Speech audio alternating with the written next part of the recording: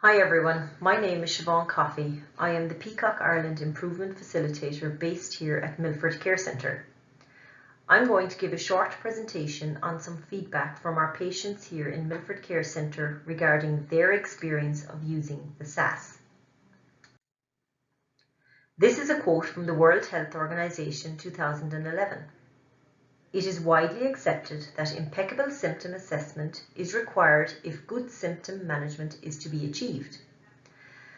One of the ways to help us achieve this impeccable symptom assessment is through the use of PROMs, patient-reported outcome measures. The patient-reported outcome measure that forms part of PCOC is the SAS, the Symptom Assessment Scale. These are just two quotes from one article I found about the SAS and how it can assist with our patients on a regular basis. However, despite there being evidence that the SAS is a valid tool, it's reliable, feasible and easy to use, why then are staff reluctant to use the SAS with patients? And the more time I spend in this job as PCOC Ireland Improvement Facilitator, the more I see that it is not just our Milford staff who are reluctant in using the SAS. This is actually very evident throughout other services nationally that I'm involved with. So what was the concern that first led us to investigating this with our patients here in Milford? Well, the question actually arose from focus groups that we held with staff in October 2019. Some staff were uncomfortable asking the patient these questions every day. And staff were concerned that we were causing a burden to the patient. And had anyone actually ever asked the patient what it was like to score the SAS daily? I suppose we as clinicians were very comfortable and used to asking patients, have you got pain? Are you nauseated? Or are you constipated? However, we're not so used to or comfortable with asking people about their level of distress from these symptoms. And the SAS is asking about the 7 most common physical symptoms experienced by palliative care patients.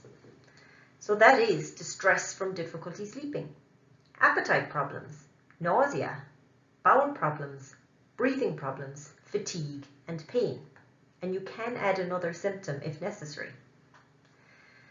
So we set about getting ethical approval for our small study, and we interviewed 36 patients in our inpatient unit commencing in January 2021 to see if we could find out if we were causing a burden to our patients by asking them the SAS daily.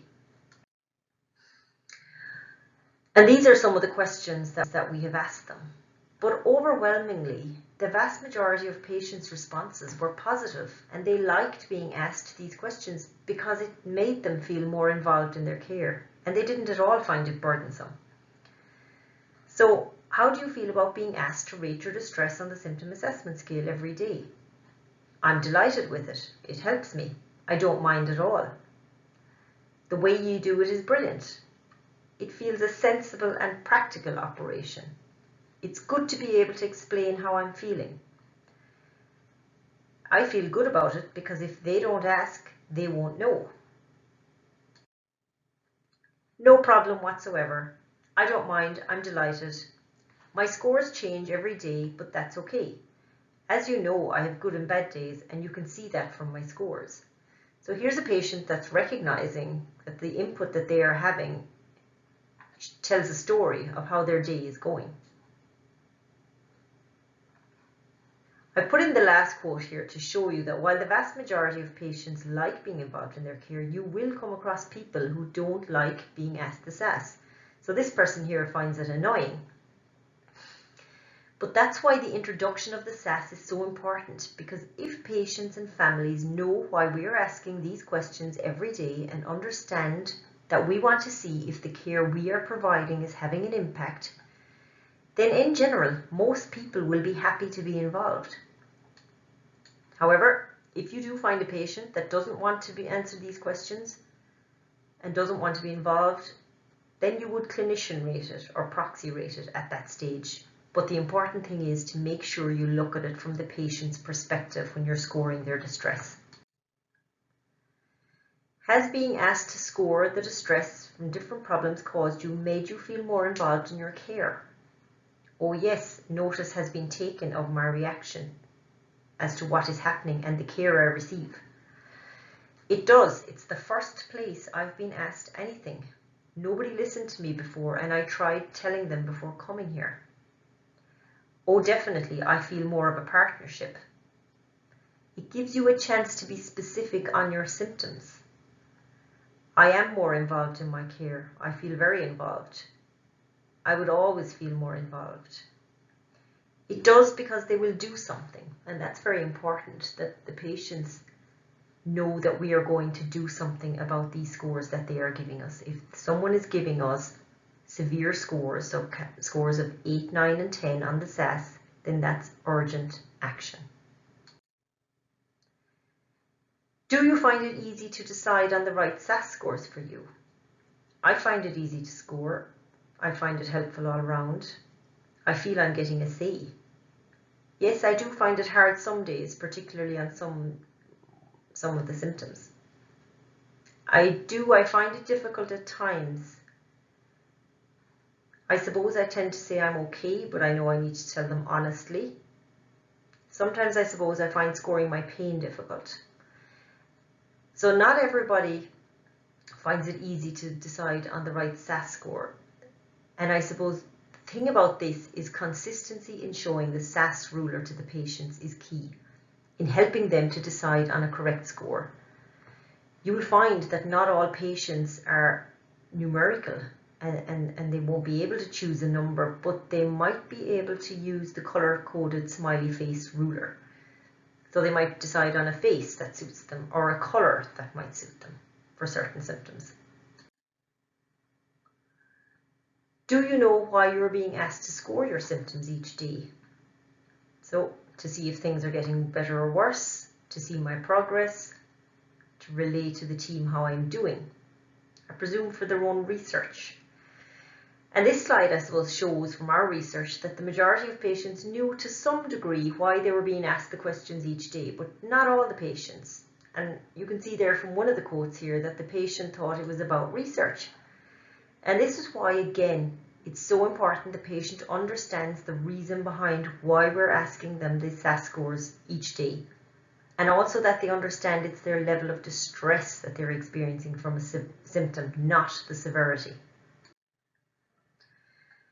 In September 2020, 3 of the PCOC group, so Dr. Toomey, Martina O'Reilly and myself, undertook the Royal College of Physicians Ireland Diploma in Quality Improvement and Leadership Programme.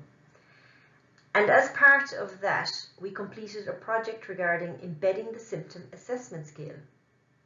We performed several PDSAs and tests of change to see what had the most impact in terms of people being shown the SAS ruler.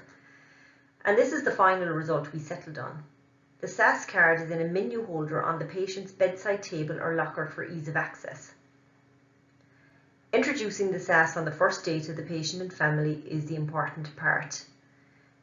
And as I've said earlier, if the patient and family understand the reason behind why they're being asked these questions daily in the inpatient unit or on contact in the community, be that telephone or face-to-face, and if they understand that their input is going to have an impact on their plan of care, then the vast majority of people will have no problem in completing the SAS.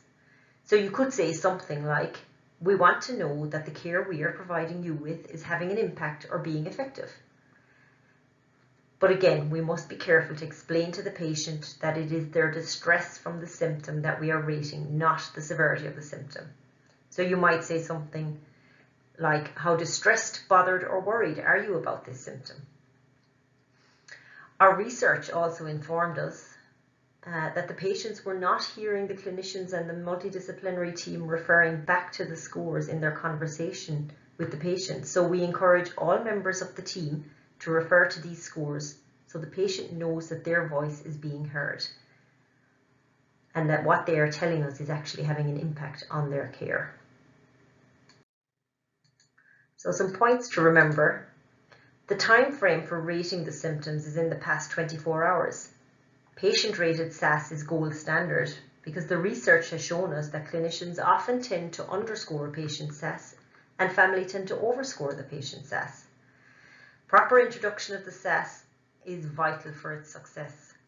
And if you need to proxy score, then you must look at it from the patient's perspective. These are my references.